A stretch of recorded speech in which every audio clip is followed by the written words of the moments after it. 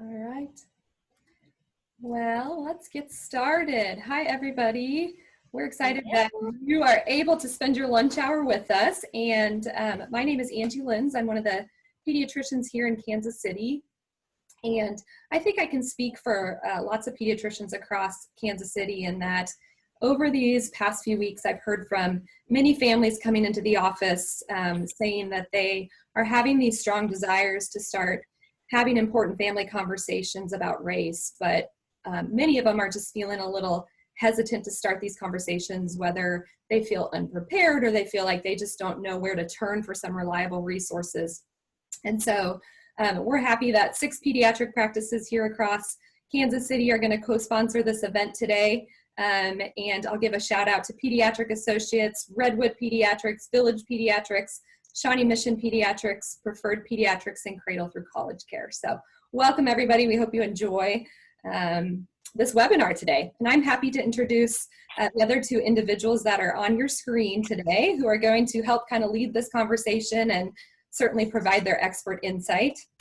So first of all, with more than 10 years of experience as a therapist, Vladimir Sainte is a licensed clinical social worker and has certainly made an invaluable impact on the Kansas City community through his work as a counselor, a children's author, and a crisis clinician.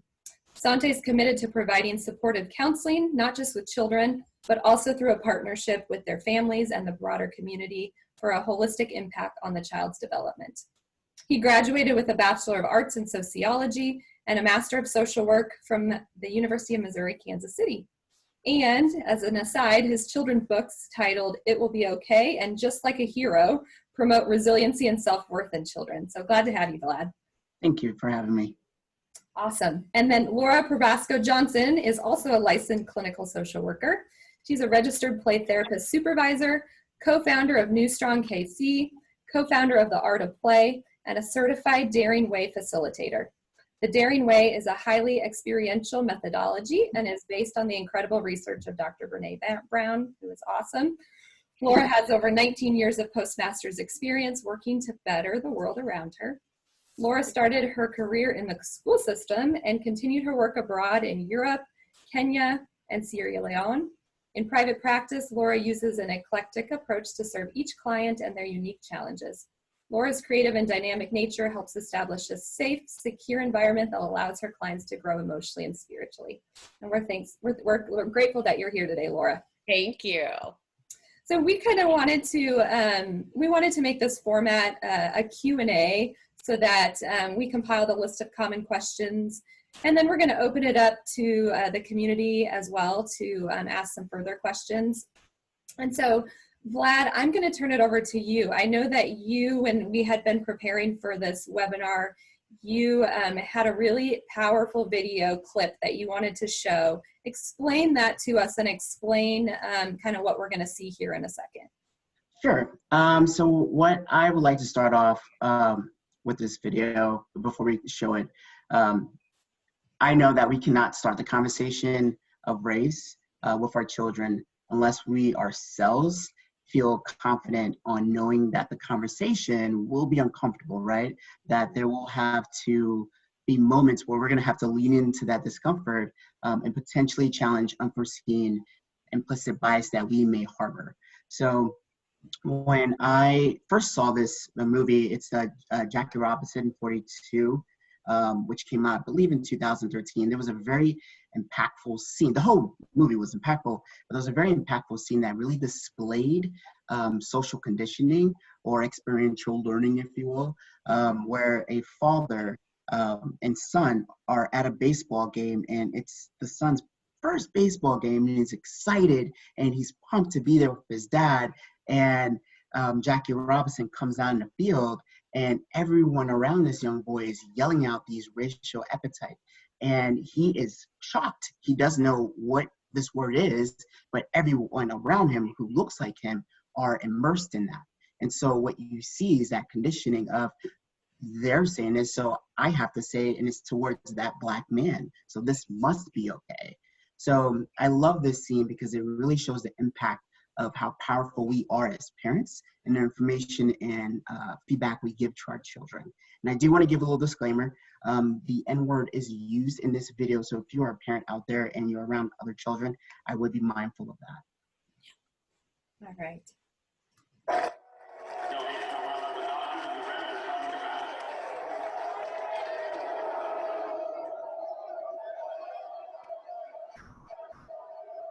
How many times do you think Pee-wee's going to score today? No, son. I remember when I was a kid, I saw Honest Wagner play. He scored 3 times that day. We'll just have to wait and see. Wow, that would be great.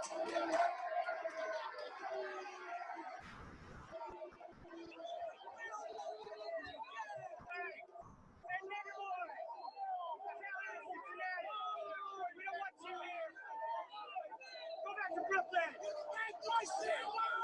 Hey, nigga, I'm talking to you. Get the hell out of Cincinnati. We don't want you here, boy. Nigger! We don't want you here! Cincinnati fans expressing their displeasure as the doctors take the field. Their comments are first. Brad Eddie Snacky in second. Run Jordan in third. And the captain will be short.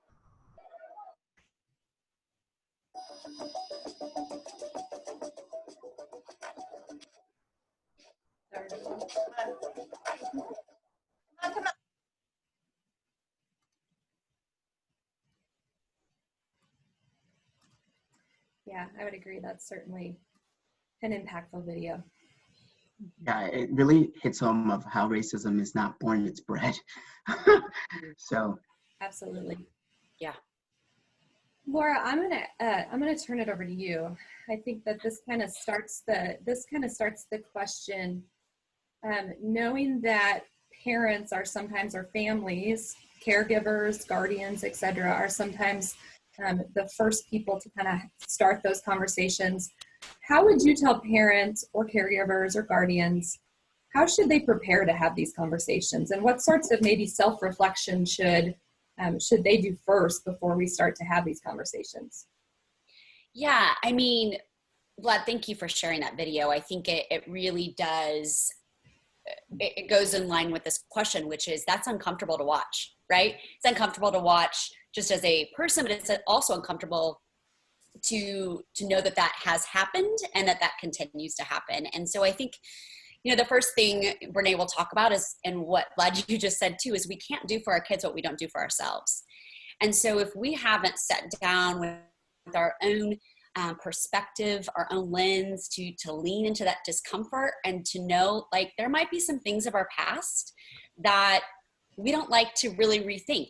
There might be some cultural aspects passed down from us, from our grandparents, our great-grandparents, slightly things that are said at a dinner table that we now have a greater context or education around that wasn't okay. And so I think the first thing we have to do is, one, start to get curious of why we're uncomfortable, start to get curious about where that's coming from, and be really proactive of, the necessary work that needs to be done to know your own feelings and your own thoughts. The one big thing that, that I'm hearing a lot though, is that, you're not set into that identity though. If you've said things in the past, if you've not participated in stopping something from being said, that doesn't mean that that's who you are and your identity is there. That means you're now at a new place of growth. And so I think that that's where we start to do the work, is to lean into that discomfort, understand where it's coming from, and then detach from maybe some things that you wish you did better, make it an action step of how to do that different in the future. Yeah, absolutely. Yeah. And then, if we think about it, if we, as parents, if we're not the ones that are going to start this conversation, then talk to us a little about, where do you think children are going to get their information from? Right. Where, and maybe what the long-term effects of that could be, kind of moving forward. Yeah. To me? Yes. Okay. I think it's just what that video showed, right? It's groupthink. It is, if they're not getting knowledge that comes from home of, this is our value system, this is what we do, and a practice rehearsal almost of when someone says, not if, but when someone says something that's racist and discriminatory, this is how we respond. And kids are constantly looking up, always looking up. So we can't teach them how to be empathetic and compassionate, they have to see it modeled.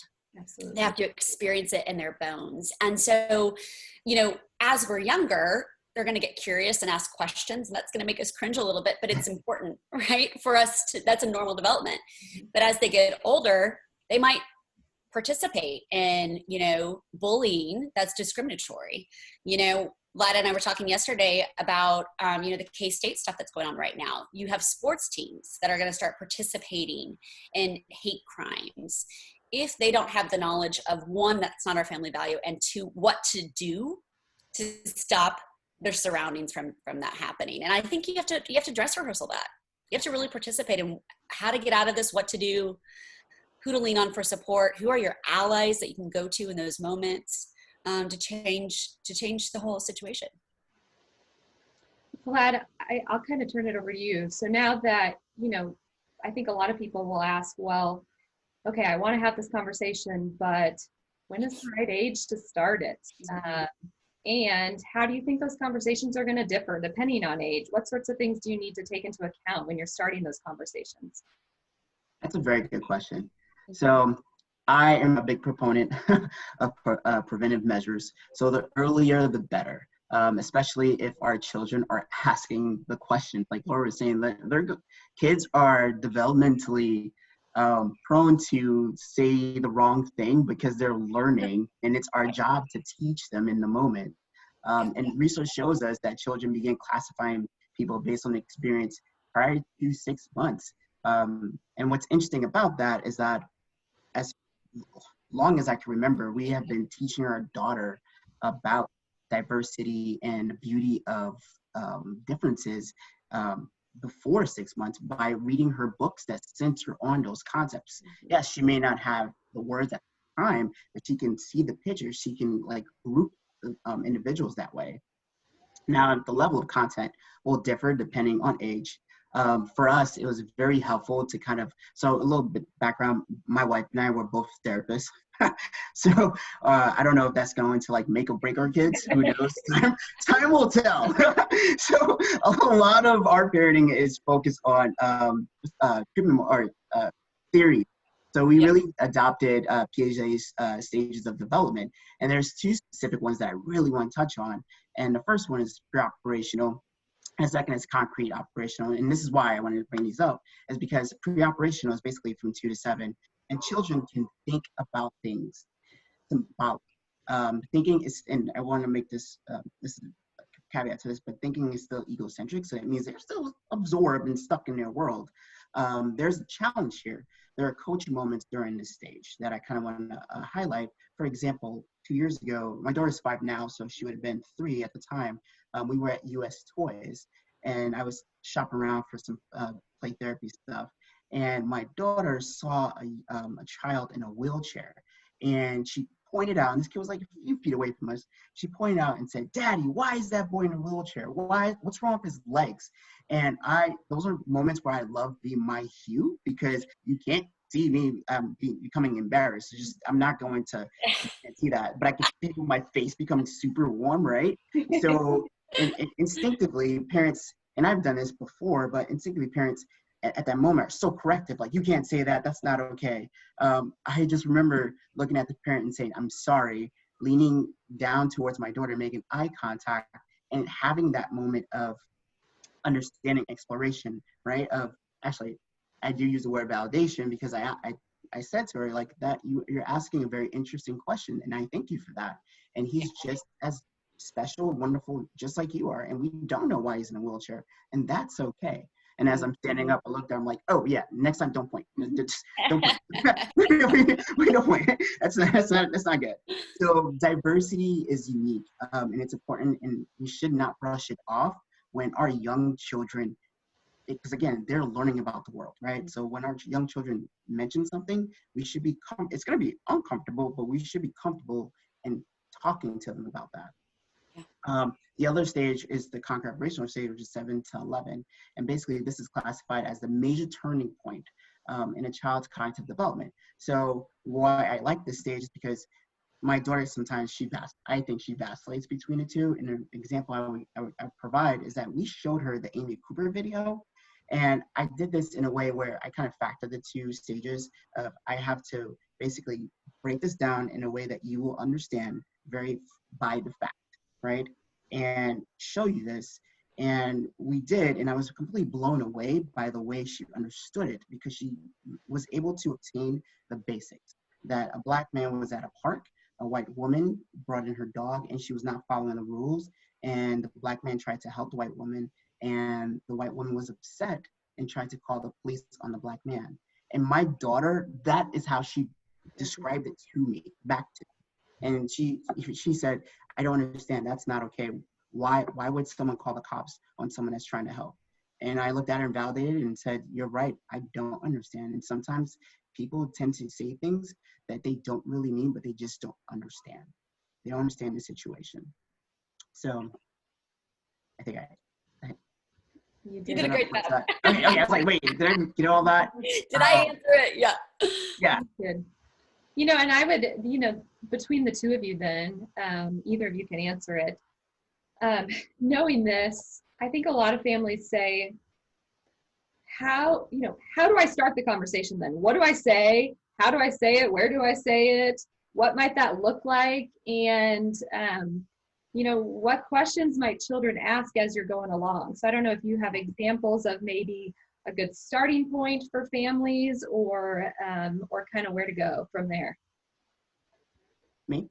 Yeah, you go first. Okay, yeah.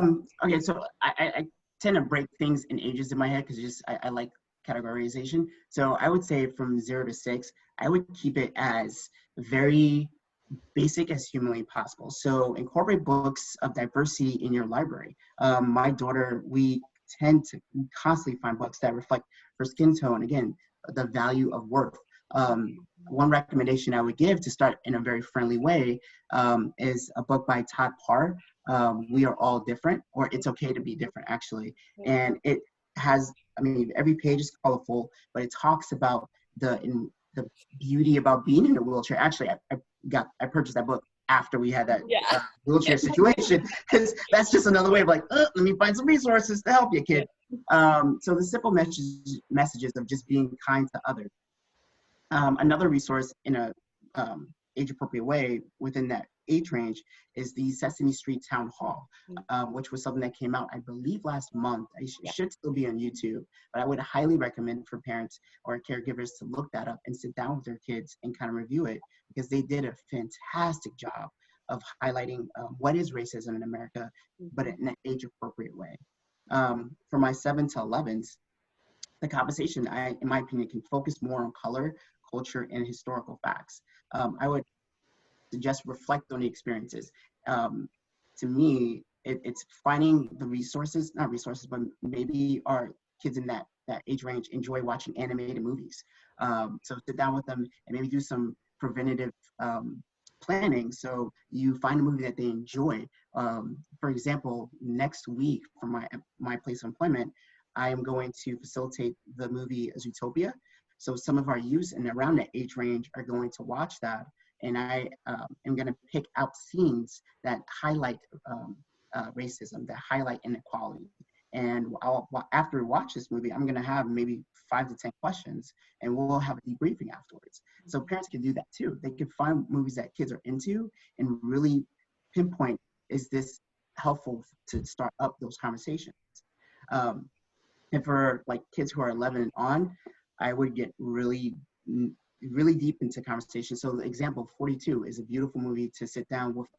Actually, it's PG-13, so 13 and older, but depending on the parent, but it's a beautiful movie to sit down to start having those hard conversations. Another one I would recommend is Just Mercy. Now that is a heavier movie, but it talks about incarceration for Black men in the South. So there are ways that we just really need to know our kids and know what platforms we can basically use to really help them understand the material. Yeah. If I could echo just a little bit, because I think everything you said was just so beautiful. And I want to state the obvious. I'm white and I have a white lens. And I think that part of this is minority populations have been doing multicultural books and TV, because you have to, because most of the people on TV are looking like me, right? So I think for my white brothers and sisters, like people like to say, I think that we've got to step up and do our part, and starting that early. Just like you said, Vlad, like 3 months is when they start to notice difference. And I think that it's just important. That should just be what we do. And I think that as a white person, we really have to step up. We are really the ones that need to have diversity going on with our books, with our movies, with where we go, with our churches, with events that we have our kids attend, with places we travel. Put our kids in positions where they are more of a minority, and allow them to experience that, which is what really has that change, which is really changes the heart. Put them in places where there is people struggling with developmental, disabilities, so that they can understand how to respond, and we practice with them, and we take their questions on as it's safe to ask. Why are they in a wheelchair? Why does their skin look different? Why do they talk different? Why do they smell different?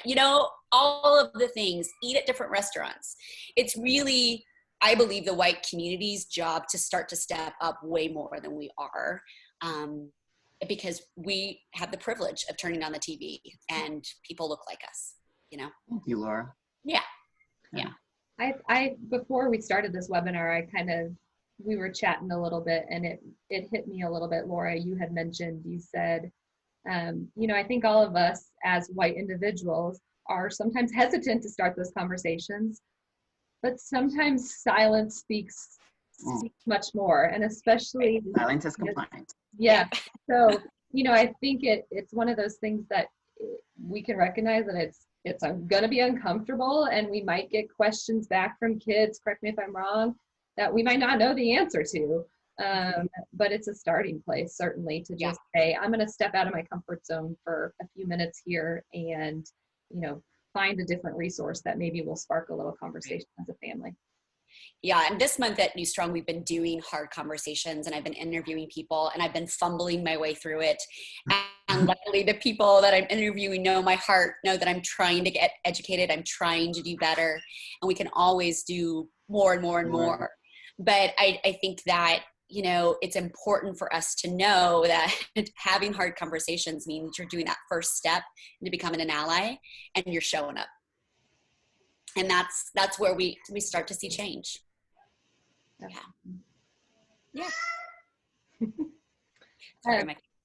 Before we continue this conversation, I'm just going to give a shout out that if anyone has questions who's on this webinar, I believe the Q&A is open. So if something's resonating with you, or you kind of want either Vlad or Laura to comment a little bit further on it, shout it out or comment on the Q&A, and I'll try to kind of keep up on it as we go too. So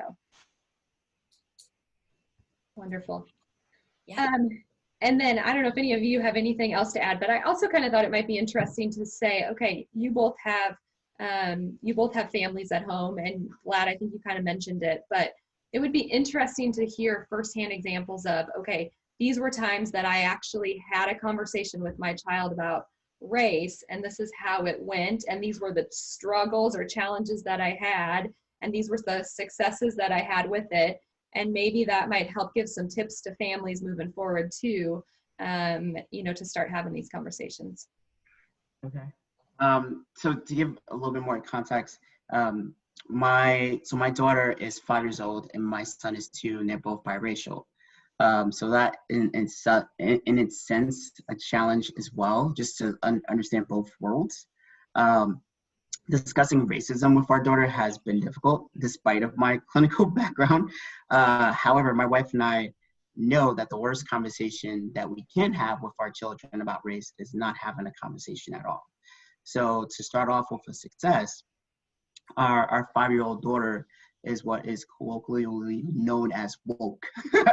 So, and I say this because after, again, I keep referencing this, because I had I was very hesitant when I showed her the Amy Cooper video, just out of fear of, is this too much? She's 5, but I do want to challenge her. I feel like she's ready. So again, it kind of goes back on, in my opinion, it goes back on the parent of like knowing where your kid is at, and also telling yourself, if if I show them this material, how am I going to respond? How am I going to be okay in that discomfort and sitting down with them? And even if I don't know the answer, what can we do together? For an example, I don't know, but we can go on Google and we can research, or we can go to a library when it's appropriate, and we can like find books, information pertaining to that subject. So we both become educated, because as Laura mentioned earlier, if our kids are not receiving that information from us, then they're receiving it from the community, and then we can't control that, right? Then they're learning something that we're probably not going to be okay with, and that's one of my fears as well. So so one of the struggles actually, or challenges right now with my daughter, is that due to the fact that I have shown her that world, she's fearful of my safety. And I'm worried about her anxiety. Sorry, clinician, I'm trying to be a dad, but those paths get crossed. So there are times now where, and I'll try not to be tearful about this, but there are mornings where she'll give me a hug and whisper in my ear and say, "Daddy, I hope no one breaks your heart today." Right? So so that is a struggle too, because I think as parents, we should be okay in our own emotional temperature, and just understanding that and not shying away from that with our kids. And if we're upset, of calling that out, like, I am sad something bad happened to someone today. Another example I would give is the Althea Bernstein situation that happened last week. And she was a 19-year-old biracial girl who was hurt because of ignorance and intolerance. And I remember yelling so loud that from the basement where I was working, my daughter heard me and ran downstairs. And I was tearing, and I didn't want to, but I started crying, and she just gave me a hug and told me, "It's okay, Daddy, it's okay." So that part is a challenge too, because there are times where I want her to be a child, but also I want to arm her, because knowledge to me is not just power, it's empowering.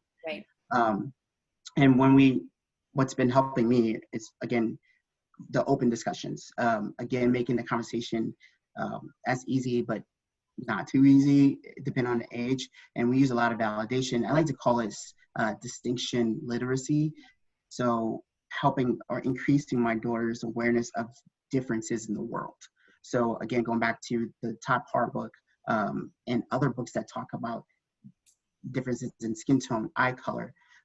And last thing I'll note, my daughter does not consider herself mixed, because again, developmentally, that doesn't make sense for her. So whenever we tell her she's mixed, she will argue with us and say, when you mix black and white, you receive gray. Mommy is black, mommy is peach, and I'm tan. So I have to be okay with that. Just remind myself, I'm gonna mentally pin that, and then I'll challenge you back in another 5 years. And I think too, also, again, just coming from, again, that white perspective, I think what I'm seeing too is people outraged and calling other white people out, and which is good. And at the same time, we don't usher change by shaming and hating and blaming. We usher change by compassion and knowledge and holding space for awkward, hard, cringy questions. And so I love the idea that your daughter's woke, and I'm hoping to raise woke boys too. And you know, one example that I had was just, that I told Vlad yesterday, was my stepson, who's 3, almost 4, you know, went to his preschool, and one of the teachers was a Black woman, and he said, "That's my chocolate teacher." And of course I'm like, right? And I think I could see your face, Angie, right? And it's like, I had to go, whoa, I'm fearful that he's going to be perceived as racist or discriminatory or whatever it may be, when really he's just going, that's the color, right? Like that's the color, and that's what that looks like. But to your point, Vlad, that's what then sent me to go, oh, we need more education. We need more curiosity questions. We need to have more inclusive. And, you know, that's what they're telling us. And so going back to that question of developmentally asking, you know, they're going to tell us what they need, but we also have to give them, what is our belief system?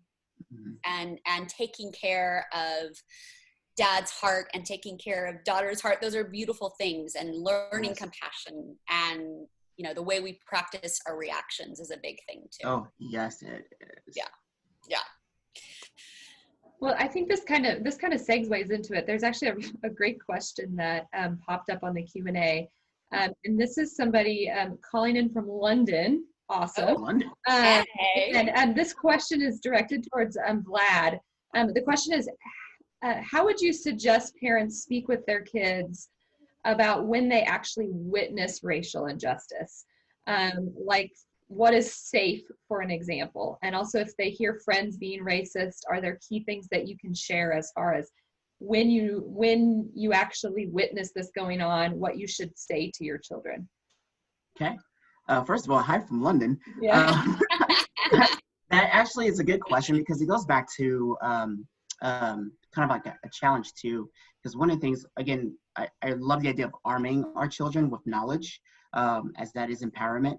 Because one thing that I'm trying to assist my daughter on is understanding when those things happen, when she's being bullied because of the color of her skin, and when she sees someone else who's being bullied, what can she do? What's in her power? I think that as parents, we protect and prepare our children to thrive in this world.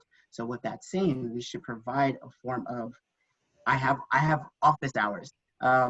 This is okay for you to come and talk to me. I'm okay if you're creating this safe space, safe and brave space, right? So creating that space where you can come and talk to me about this. I want you to come and talk to me about this. And allowing our kids to know when these things happen, who in their school do they feel safe going to talk to? Because just because they witness this does not mean that you can't report it. So giving them the verbiage or the understanding that they have power in those moments. Because the only way to erode fear is to understand it and know what can be put in place to master it. So that's so one skill I would say is just, again, create that open and brave space to have those conversations with our kids and let them know that they can come to you. Because once they feel safe and they know that they can, that will give them more room to actually want to discuss those topics. And also making sure that you're discussing those topics. Sometimes I go up to Olivia and I will bring up something. And now, granted, I'll make sure it's age appropriate, but I let her know that this is a concern. And also challenging it when we are out in the community and I see something, because that's modeling, kind of going back to what Laura was mentioning earlier. Like, that is how our kids see how it should be done. So, because I know I, as a parent, I have that form of empowerment as well. Yeah. Great. And then Laura, another question that came up that kind of is all going hand in hand with this is, a mother wrote in, when my kids were young and they asked about differences in others, whether that be skin color, disability, etc., my natural response was to minimize the differences and explain how we are more alike than different. So she wants to know, is that the wrong approach? Should I spend more time directly talking about those differences we see rather than just promoting simple kindness? Right. Yeah, I think this is good. Such a great question. We talked about this yesterday too, Vlad and I did. Kids are not colorblind. We are not colorblind. And I think the sentiment is meaning well of like, I don't see it, but the reality is we do. And so when we're colorblind or we act like that, we're actually color silent. So that's, again, not giving them the tool set to that. I think that one huge way to be anti-racist is to raise our kids to be pro-human. And that is all human. So I think that there is a way to do both things, which is to acknowledge that differences are beautiful and it's okay to acknowledge them and to learn about them. Why are we different? Where do we come from? What makes us talk this way or talk this way or like this food, or, I mean, all different things. And I think it's really beautiful to say differences can be celebrated. And at the same time, our job as parents is to acknowledge that humanity is beautiful and humanity can be kind and humanity is something to want to be empowered. And so acknowledgement is huge. It's okay to say we're different. Vlad and I talked about this yesterday. It's okay to say, you've got black skin, I've got white skin. It's okay. Where I think we fumble, we fumble around that. Do I say black? Do I say African-American? Do I say, and here's the deal. Let's just ask. How would you like me, right? How would you like me to say? And this also goes, with, sexuality and different things too. I think it's really important that we ask that question. And I think those small little moments is what we build upon. Those small moments where someone, you just told me you're an ally to me. You just told me that I can ask those hard questions and that we can do this together. And that's what our kids need to see. And that's what they need to know that they have when they go into these hard situations, when they witness it. Because it's not if, it's when. So, yeah. Great response. And then I think, you know, we can kind of wrap it up. I think this will probably take a little while because I'm sure you guys have lots of great resources, but what sorts of mediums or activities can be used to approach these racial conversations? So I know, Vlad, you'd thrown out a couple ideas for books and maybe movies. Maybe both of you can expand on that as well, just to kind of give the families out here some more resources that they can turn to just, you know, start or ignite those conversations. Okay. So I know I threw out some books. I also, in regards to experiential learning, Kansas City has a very rich culture and history pertaining to the BIPOC community. When I say BIPOC, I'm talking about Black and indigenous people of color. So one recommendation I would provide, and this is something that I wouldn't do with my own children, is go down to 18th and Vine District. If you're a Kansas City native, you know where that is. There's the Negro League, there's a Negro and Jazz Museum. There's history in there. When we go to each section of it, take time and kind of read through those descriptions with our kids, let them know of the history. Another example I want to provide, again, is kind of going back to different forms of media or movies. For my young ones, because I know all the Disney stuff because of my daughter, Zombies on Disney Plus is a really amazing resource when it talks about inequality and social injustice. So obviously don't highlight those words, but it's a movie, show about humans and zombies and segregation, where the zombies have to go in the basement and the humans have to go upstairs. My daughter actually had a question of, you know, why are the zombies being treated different because of the way they look? It's like, that is a very good question, Olivia. Thank you for asking. I wonder why that is. And reflective questioning too is a big thing for me because it just gives more insight. I wonder how they feel being separated from other people because of the way they look. I wonder why, and getting our kids' feedback on that. Mm-hmm. Yeah, all amazing. And I would say, again, I'm speaking to my white peeps, my white community right now. We need to have dolls that look all different. We need to have what we're playing with. We need to have markers that are not just certain colors, all colors of the skin, all different. I think those are, you know, making the things that our kids play with in our early ages look like what the world looks like. The melting pot of what we look like is a really good way just to start. And then those then will foster other things. I think also, you know, resources such as, you know, going to communities where we are more of a minority, like I already said, going to, if your faith is important to you, going to a church that you're predominantly going to be a minority, going to restaurants, going to places where they can experience that, I think is really important. Because again, when we experience something, we learn in our bones. When we read about it, we don't always get that, you know? So I think more just talking. Right. And again, like having dinner parties, having a multicultural dinner party, taking the time with your community to learn about different cultures. And I just think that music is a really great way too. Having a theme night where we're cooking food that's outside of our norm, you know, but also using the media that they're already using. So if they're using Play right now, use that as the media. If they're into, you know, watching YouTubes, get some YouTubes that are going on. Vlad, you sent one the other day. I think it was called Talking with a Black Man. Yeah, uncomfortable conversations. Uncomfortable, hard conversations, right? Age appropriateness. Have someone who is beautiful, by the way, if you saw that one, he's beautiful.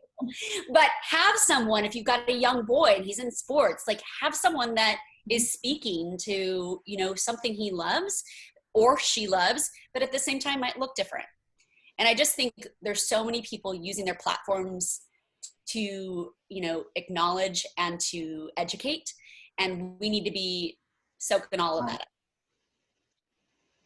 Yeah, and as an aside, I would say Laura and Vlad were awesome, and they sent us a list of really great resources, some of which they've, mentioned already, but they expanded on that too. And so after this webinar is over, we'll put those together, in a list format, and we'll be able to make those available for any of the families who, were both participating today or who are on any of our social media channels as well. So, which will be great.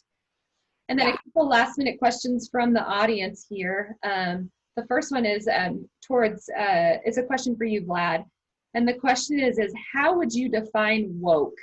I know many of us feel that we're teaching our children to, quote, not be racist, but not being racist and woke feel like two different things. I love that so much. I would define it, not Urban Dictionary, but I would define it as a sense of cultural awareness. It is, so just to give some context, I firmly believe a child's view of the world is like a blank canvas, right? And what gives that canvas life and color are both the positive experiences that they are exposed to. So for me, when I hear woke, and for my daughter, I'm providing her, and I can't control everything, but positive, enriching experiences. And woke was when she realized that there are some pretty mean things that are going on outside of our home, outside of our culture. Other people are becoming hurt. And her level of awareness that why is this happening? Why is because of this color, it's impacting someone else's color. And what can I do about it? And she actually, we recorded a video of her of saying, that's not nice. That's not how friends are made. And compared to, and I'm sorry, the other part of that was like compared to racism. Yeah, saying that many of us feel like we're teaching our children to not be racist, but not being racist, and maybe this definition of woke sometimes feel like two different things. Yeah, so I tend not to see it that way. I tend to see woke as exposure. So just like what Laura was mentioning, it's just if you're a white person and you have a enriching community of BIPOC individuals, get that exposure. That is woke to me, of doing things that are outside of your cultural lens, of being exposed to different things. The same things we do when we travel, right? Why can't this be something we do in our communities or even in our homes? So it's the same principle to me. If we travel to some place and we're trying different foods, that's woke.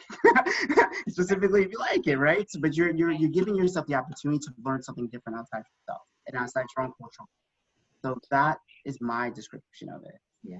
I have an example. I wanted to add this because I think this is like, again, I'm assuming that is coming from a white perspective. So I think I told you this yesterday, but I went to a Donald Miller conference, which he's phenomenal. But I went to this conference and we were all sitting down for dinner, and the woman to my right was Black, and lovely conversation, and everyone got their meal. And there was a couple of minutes until she got hers after everyone else who was all white at the table. Now, again, I had no perspective that her food was late, that her food didn't come, that she was served last.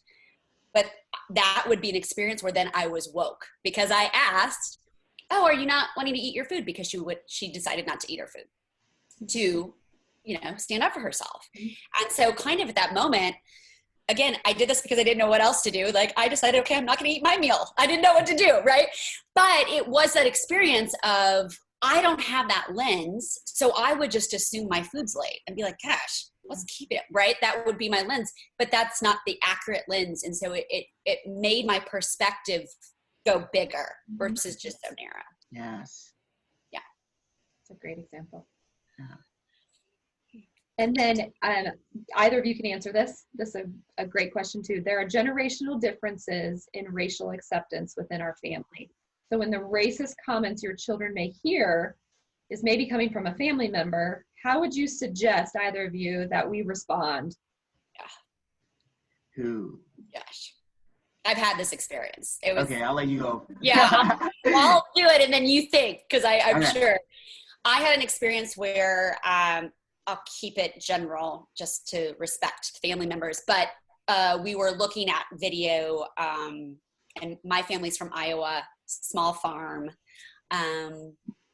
Great probably had this very narrow perspective of things. And so someone said a word that I'm super uncomfortable with, referring to someone in a photo. And our whole family's there. I was very uncomfortable. So what I decided to do was get up and leave the group and go to a different space.